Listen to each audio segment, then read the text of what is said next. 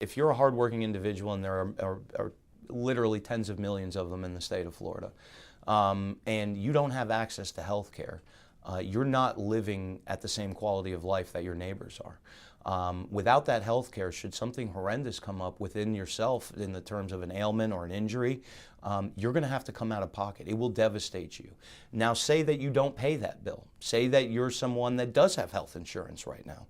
Say that individual that doesn't have health care never gets around to paying that bill simply because they can't afford to. They don't have access to those kind of funds, which happens day after day. And that's what the low income pool covers. It pays for those folks that can't pay for that.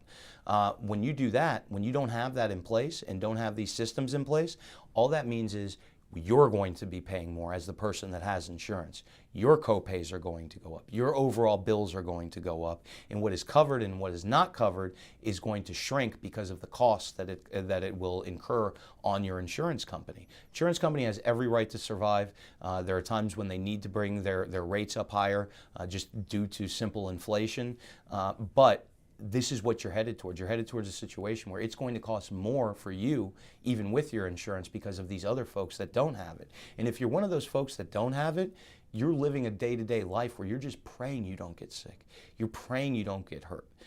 Because if you do, it's going to be your financial doom. It will bring disaster and annihilation to your doorstep. You may not even have a doorstep after it's all said and done because of the costs that you incur if something serious happens and you need long-term treatment.